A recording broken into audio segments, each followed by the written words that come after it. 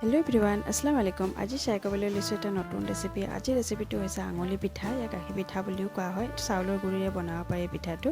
আৰু এইটো খাবলৈ খুবেই বেছি সোৱাদ হয়, কম বস্তুৰ ভিতৰতে পিঠাটো হৈ যায়। এইটো কেনেকৈ বনাইছো তাকে শ্বেয়াৰ কৰিম। এইটো বনাবৰ কাৰণে প্ৰথমতে ল'ব লাগিব চাউলৰ গুৰি এক বাটি জুখি পেলে মই এটা বাচনত উলাই লৈছো। আৰু এতিয়া মই ইয়াতে এড কৰিম 2 চামুচ চেনি, চেনিৰ গুৰি 2 চামুচ এড কৰিম। আৰু এইখিনি এতিয়া চামুচখনেৰে মিলাই লম। তাৰ পাছতে এইখিনিত অলপ পানী দিম। পানী দি পেলাই মঠি লম বস্তুখিনি। আটা ৰুটি বনাওঁতে যেনেকৈ আমি মঠি লওঁ ঠিক তেনেকৈ মঠি লম। ডো এটা বনাই লম। এতিয়া এইখিনি মঠি লৈ আছো আৰু এইখিনি হাতেৰে অলপ সময় মঠি লম যাতে কি বস্তুটোৰ কোনো ক্ৰেক নাথাকে।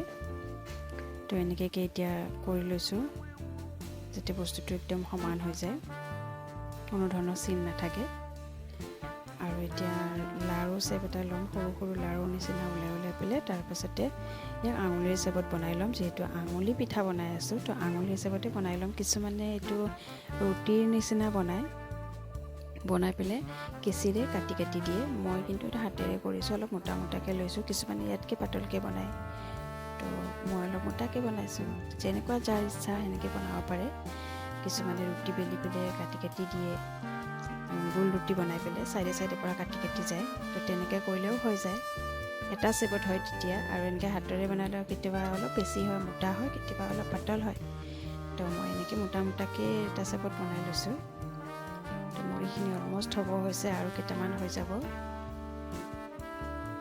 এইখিনি এনেকৈ অলপ সময় এইটো ৰাউণ্ড কৰিব লাগে, কাৰণ তেতিয়া ক্ৰেক চিনটো নাথাকে, দুফালে জোঙা হৈ যায় আৰু মাজৰখিনি মোটা হৈ থাকে। তো এতিয়া এইখিনি মোৰ হৈ গ'ল। এতিয়া মই বাচন এটা গেছত বহাইছোঁ, তাতে দিম আধা লিটাৰ গাখীৰ ইয়াতে আধা লিটাৰ দি দিছোঁ। এতিয়া তিনিটা ইলাইচি ভাঙি পেলাই দি দিছোঁ। ইলাইচি পাউডাৰ থাকিলে ইলাইচি পাউডাৰ দিব পাৰে, নাথাকিলে এনেকৈ দি দিলে হয়। আৰু চেনি আধা কাপ, আৰু লগতে এতিয়া মই ঘিউ 1 চামুচ দিম। ইয়াতে এটা ধুনীয়া সোৱাদ আহে তেতিয়া। আৰু এইখিনি এতিয়া উতল আহিব দিম। উতল নাহোঁতে মই চেনি ব্যৱহাৰ এইকাৰণে কৰিছোঁ, উতল অহাৰ পিছত চেনি দিলে কেতিয়াবা গাখীৰটো ফাটি যোৱাত ভয় থাকে। সেইকাৰণে মই উতল নাহোঁতে চেনিখিনি দি দিছোঁ যাতে গাখীৰখিনি ফাটি নাযাওক।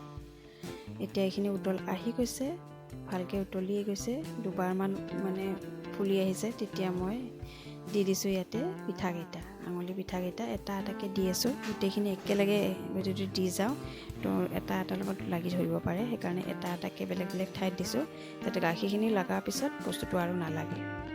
সেইকাৰণে এনেকৈ দি দিছোঁ। এতিয়া গোটেইখিনি হৈ গৈছে। এতিয়া মই চামুচেৰে দেখাই দি আছোঁ।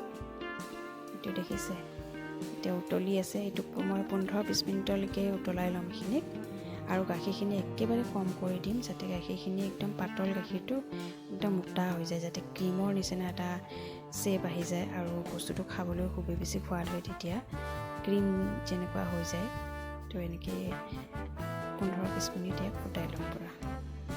আৰু মাজে চামুচ লৰাই আছোঁ যাতে লাগি নধৰক। আৰু ছাইডত যে খৰবিলাক লাগি আছে সেইবোৰ নমাই দি আছোঁ।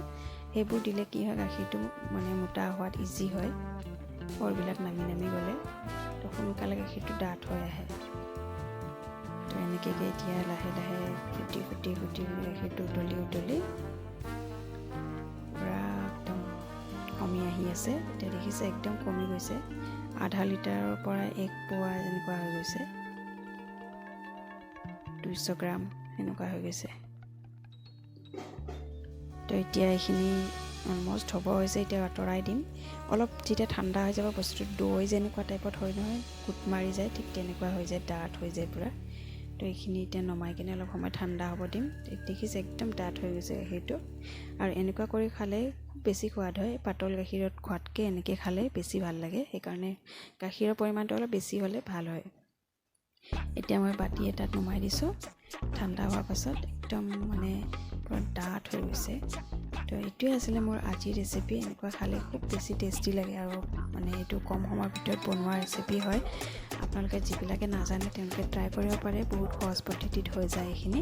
তো এয়া আছিলে মোৰ আজিৰ ৰেচিপি। নেক্সট ভিডিঅ'ত আকৌ লগ পাম। ভিডিঅ' চাই ভাল লাগিলে লাইক, শ্বেয়াৰ, ছাবস্ক্ৰাইব কৰিব। বাই।